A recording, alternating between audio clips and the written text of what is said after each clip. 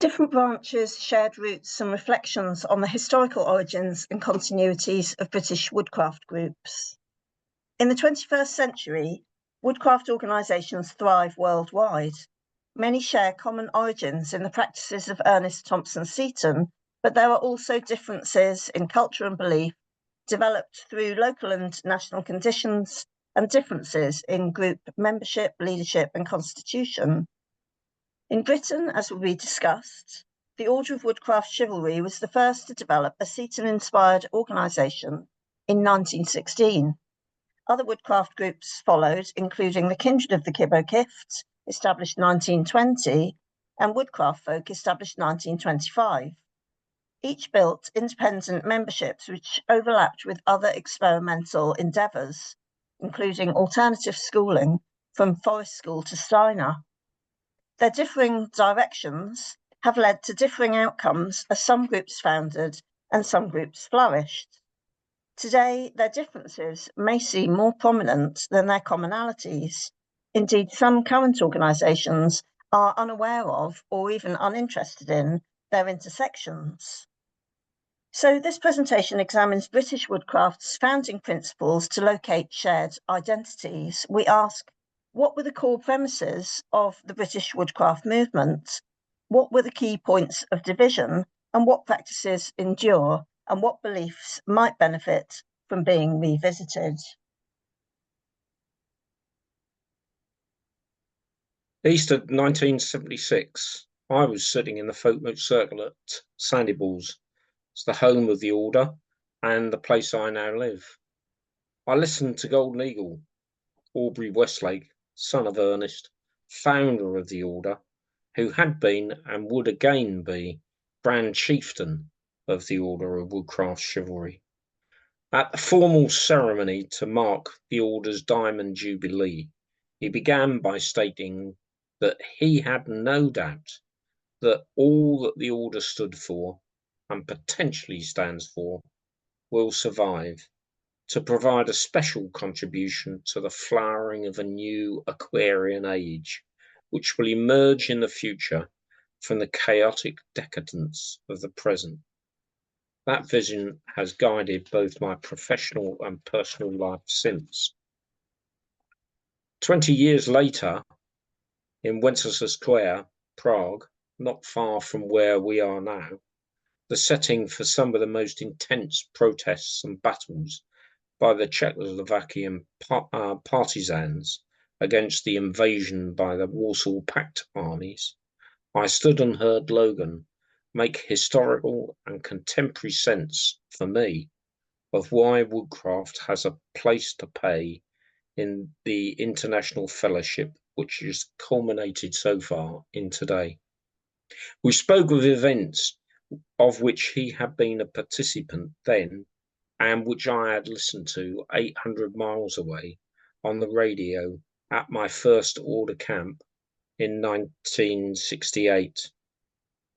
These two moments in a lifetime that has been rich in experience beyond measure form the focus of my assessment of 108 years of the Order of Woodcraft Chivalry. As a much wiser woodcrafter once remarked, any history must be partial and reflect individuals' points of view. This will be my perspective, and I make no apology for its parochialness. Other Order members may wish to add their perspectives. Ernest Westlake, father of Golden Eagle, was a birthright Quaker whose ancestry stretched back to the founding of Quakerism. That legacy played through into the manner in which the Order still governs itself, and has been for me the most salient point of difference between that and international woodcraft organisations, although many of our practices, traditions, and even ceremonial in its widest sense appears shared. Ernest was a genealogist and an anthropologist, interests which brought him into contact with Seton.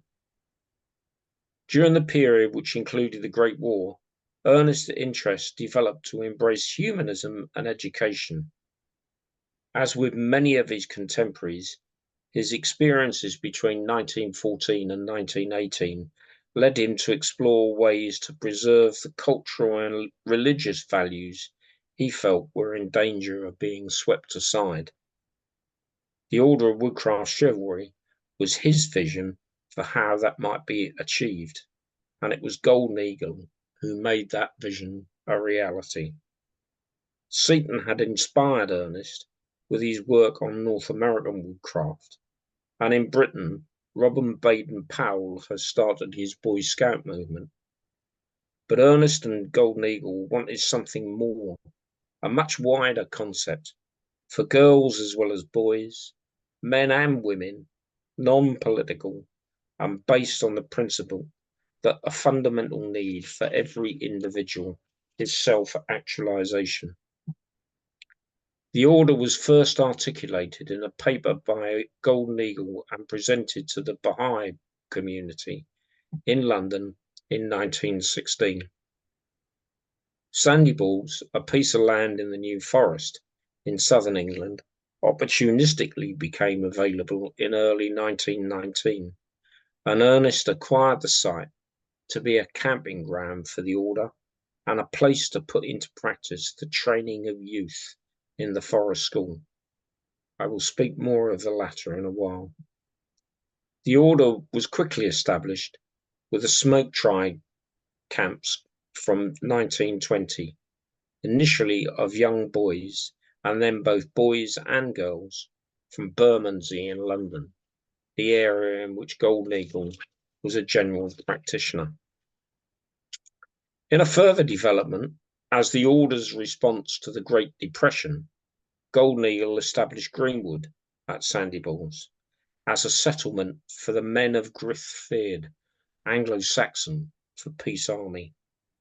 This was the place where unemployed men, many again from the Bermondsey area, and some men of independent means, came to learn skills and trades which might make them productive and economically appealing again. The men of Grithfeard pulled their unemployment benefit or made cash contributions, and then lived in the huts that they had constructed from the surrounding woods. They learned to work and master crafts from animal husbandry through market gardening to forestry. It was hearing Golden Eagle talk about the development of the Forest School and Grithfeard as radical and unconventional alternatives to what was then available, together with that call to arms of what the order could offer in the latter part of the 20th century, which stimulated my thinking. For me, in 1976, already exposed both to the politics of the time and the counterculture of anti-psychiatry, that call to arms had awoken my own desire for not being satisfied with the status quo. The thought that woodcraft could also play a role in achieving everything we had previously been given was immediately attractive. For my part, I will outline what I understand as a historian and as an attendee of a decade of woodcraft camps to be some key aspects of woodcraft culture past and present. I'll outline the approaches of two groups on which I've taken detailed research, and the first is the Kindred of the Kibbo Kift, established in 1920 but with earlier origins. John Hargrave, the founder of Kibbo Kift, was also from a Quaker background, like the founders of Order of Woodcraft Chivalry. He had been a Boy Scout as a youth, joining within a year of the organisation's founding in Britain, and he quickly became a charismatic teenage leader under the woodcraft name of White Fox. He authored illustrated books about the tracking and trailing side of scouting, the backwoodsmanship that he called woodcraft, and these were translated into several languages. He was appointed Chief Scout Artist in 1914. In the same year, however, he served as a stretcher bearer in the Great War as a pacifist non-combatant on the bloody front lines at Gallipoli, and the experience transformed him. When he returned to Britain, invalided out in 1916, his relationship with the Scouts was forever changed. Baden-Powell promoted him to Commissioner for Woodcraft and Camping, but for Hargrave, woodcraft was more than outdoor skills. It was in fact a method for global cultural regeneration. He could not deliver this in the imperialist Scouts, nor could he tolerate being a member of another person's group. He needed his own. Kibbo Kift, an antiquarian Cheshire term meaning proof of strength, was originally subtitled The Woodcraft Kindred. Hargrave's conception of woodcraft drew on the evolutionary theory of recapitulation from American educationalist Granville Stanley Hall, who argued that children were akin to what he called savages. If children did not live through all the sequential stages of cultural development as Hall understood them, from so-called primitive cultures living close to the land to 20th century urban sophisticates, then their social development would be stunted. Recapitulation underpinned many early woodcraft practices, from Seaton's Woodcraft Indians to the Order of Woodcraft Chivalry. A so-called primitive existence, getting back to the basics of food, warmth, and shelter, whether that meant temporarily living like somebody from a small-scale rural community outside Europe or a Stone Age ancestor, was a core part of woodcraft's appeal, and it was perceived to be transformative for adults as well as children. Hargrave developed Kibbo Kift's primitivist woodcraft practices into an idiosyncratic artistic style. Kibbo Kift was populated by pacifist youth leaders interested in alternative approaches to child rearing. Groups were located in independent schools with vegetarian diets, outdoor classrooms, and experimental curricula. Hargrave was interested in education, but his ambitions were broader. He wanted to reform economics, religion, dress, and language. In pursuit of world citizenship, world peace, and even a new utopia, he sometimes made wild claims that kinsfolk found hard to swallow. In 1924, a split resulted. The socialists Hargrave had brought out of the Scouts didn't want to be in an outlandish, autocratic organisation, however charismatic its leader, and from this split, the Woodcraft Folk was born. Woodcraft Folk originally kept many aspects of woodcraft culture, outdoor life, campfire mysticism, and utopianism, but it mixed these with an overt socialist politics. They styled themselves initially as a working class movement. Archaic myths and primitivist fantasies were combined with new heroes from left-wing politics, and woodcraft became a practical method for trying out a new egalitarian society under canvas, where decisions were democratically made and where children were trusted to lead. While Kibbo Kift founded as a children's organisation by the early 1930s, the Woodcraft Folk flourished. I noted earlier that Sandy Balls had been bought in part as a setting for Ernest Westlake's concept of a forest school. This opened in 1928 and continued to operate as Sandy Balls until early 1938. That year, a new company, Forest School Limited, managed by some of the teachers, relocated to Whitwell Hall in Norfolk. But in September 1939, the building was requisitioned by the army and the school evacuated. It never reopened. But as Greensleeves, daughter of Golden Eagle, recalled, instead, a group of teachers and former pupils initiated a new company, Forest Schools Camps Limited, an adventure camping organisation. FSC remains an active and vibrant opportunity for children and young people to share outdoor living and learning in a manner we would recognise as essentially woodcraft. FSC were an active participant in the International Woodcraft Gatherings of 1999 and 2005, and Whitwell Hall continues to provide opportunities to study and camp again in a manner that we would recognise essentially as woodcraft. My contact is with what could loosely be described as the Steiner approach came through two very different routes. When Sheena, my eldest daughter, met Joe, now her husband, I was impressed by his championing of his Steiner education, which led on to their three sons now also enjoying that way of learning. I'm continually struck how, without any apparent reference to Westlake or Seton, my grandson's education has so many parallels with, essentially, the woodcraft approach. I was also aware that Greensleeves practiced her horticulture through biodynamic principles. Eden, her eldest son, who still lives at Sandy Balls, continues to practice his farming and horticulture as his mother had taught him. Those who invited Rudolf Steiner in 1923 had shared roots in socialism, folk dancing, camping, child-centered education, and alternative spirituality. Golden Eagle, a founder member of the Soil Association, had met Steiner and felt that his ideas had relevance to all that he believed in terms of horticulture and education. My insights appear to draw these two strands together.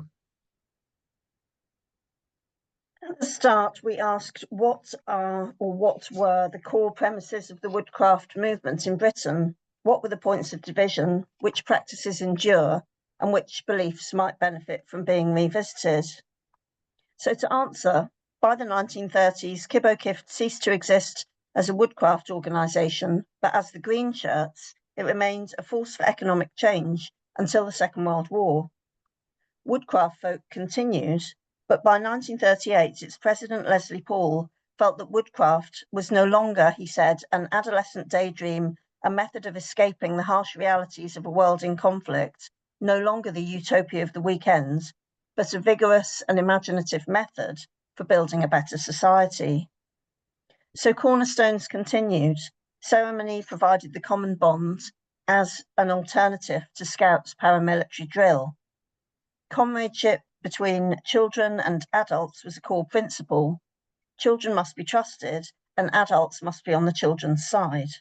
These premises are shared by all child-centred educationalists from the 1920s until today. The woodcraft aspect, however, changed fundamentally in Woodcraft Folk as recapitulation was scientifically discredited in the 1930s. And it's also clear that its notions of cultural evolution were based on supremacist ideas about the simplicity of so-called savages. The lives of non-Europeans were mostly fantasies when few British woodcrafters travelled. Woodcraft Folk discarded Native American-style dress and language, for example, in the 1980s. They felt it didn't fit with their anti-racist ideals. Order of Woodcraft Chivalry had always adapted different myths to live by, the romance of medieval knights. And Kibbo Kift blended primitivism with Old English heroes and styles influenced by the European and Russian avant-garde. For continuing groups from Woodcraft Folk to forest school camps, outdoor skills remain important. They still mean resourcefulness and community building, but they now also mean distance from Wi-Fi and screens. As children's organisations with charitable status, these groups are ostensibly non-political, but the principles of hands-on peace building and democratic forms of governance remain central. From my own perspective, I originally learned and owe so much, not just to Golden Eagle, but also countless wise woodcrafters through the 6 decades with which I have been associated with the fellowship.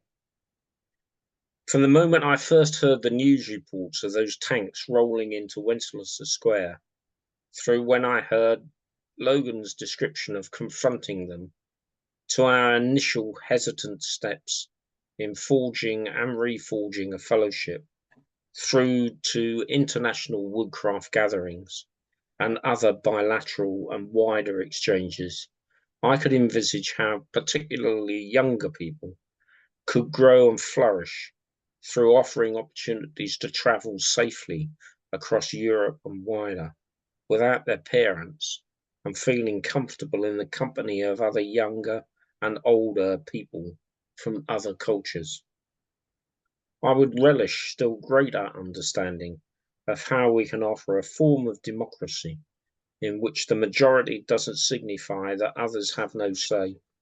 Consensus means more than just the lowest common denominator, and I'd want others to feel comfortable in settings as I have at LNM council meetings where I haven't heard a word, haven't understood a word of what's being said, because 30 years on, I'm ashamed to confess I still can't speak Czech, but I have understood everything which has taken place. Perhaps that's a conversation for us to have tomorrow.